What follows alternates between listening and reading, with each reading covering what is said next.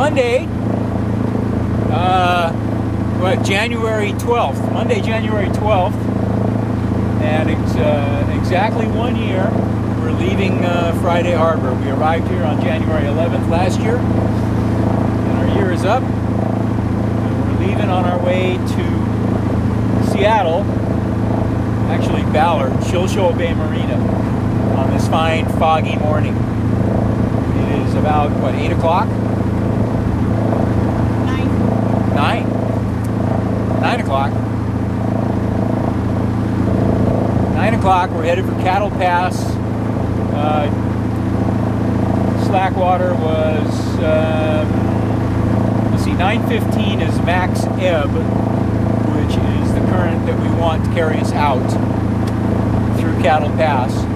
And we want to arrive at Point Wilson at Slackwater or max flow, which is 3:15 p.m. So we want to get there before 3, before the current kicks up too much heading into the pass, Point Wilson at Admiralty Inlet. We're going to stop overnight in Port Townsend at Point Hudson Marina. We've enjoyed our stay here in Friday Harbor, but it's time to move on. And that's what we're doing, moving on at about 6.5 knots on engine power, because there is absolutely not a breath of wind, and won't be all day.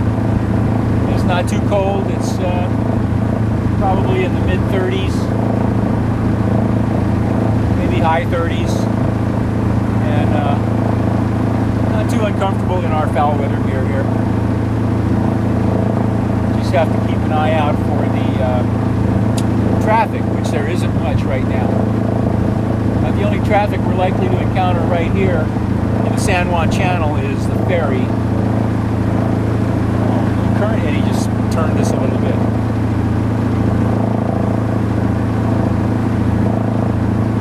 So another minor little adventure for us out here in the Pacific Northwest.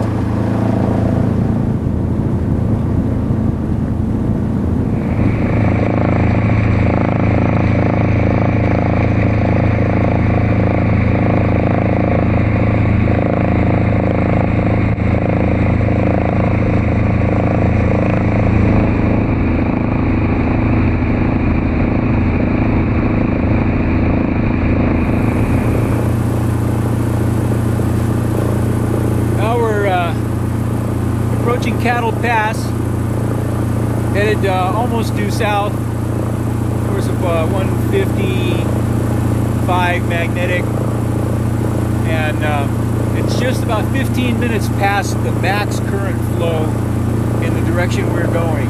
So we're getting a boost, doing about 8 knots over the ground according to our GPS.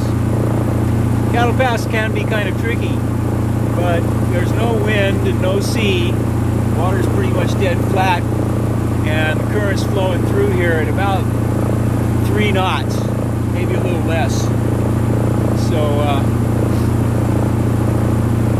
this should not be too difficult. It is a little narrow. Cattle Pass can be tricky, but not today, I think.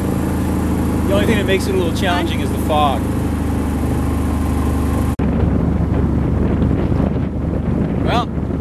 Right in the middle of Cattle Pass, actually just getting ready to clear the point, Cattle Point. It's maybe less than a quarter of a mile off of our starboard bow, starboard beam now, and we're doing about, wow, we're doing 10.9 knots, 10.3 knots we're doing. We're getting a considerable boost through here. And the engine's acting up. It's not holding a steady RPM, keeps dropping RPM, so I don't know. Good thing we planned it with the current going with us. And good thing I centered us in the pass before the engine started giving us some trouble.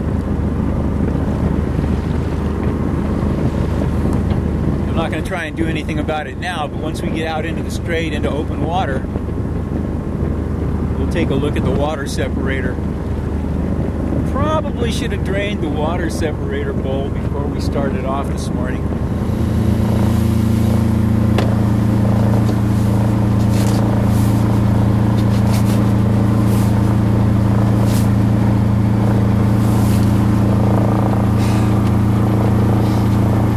Now the engine finally quit on us.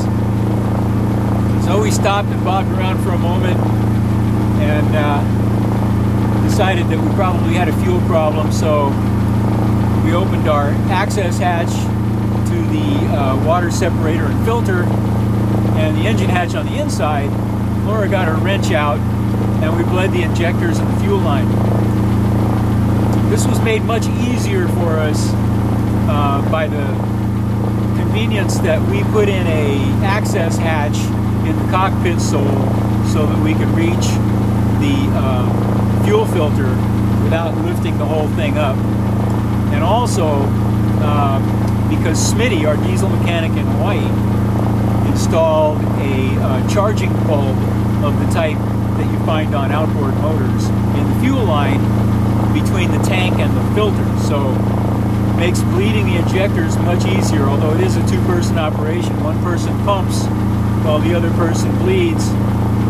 But it took us about 20 minutes and we got everything going and the engine's running fine again. No more surging and no more sweaty brows in Cattle Pass. We made it through Cattle Pass just fine, but it was a little worrisome for a few minutes. We got well clear of the pass before the engine actually quit. We weren't sure what the problem was, but suspected that it was air in the fuel line, and that's exactly what it was. So, all solved now, and we're back on our way again, heading towards Port Townsend. And let me just say one more thing about that. It's very nice having a first mate that doesn't freak out when something goes wrong with the motor, or anything else for that matter. Laura's been a great partner in all of this because when something goes wrong, we just deal with it. And I think that's a key to happy cruising. Just deal with it.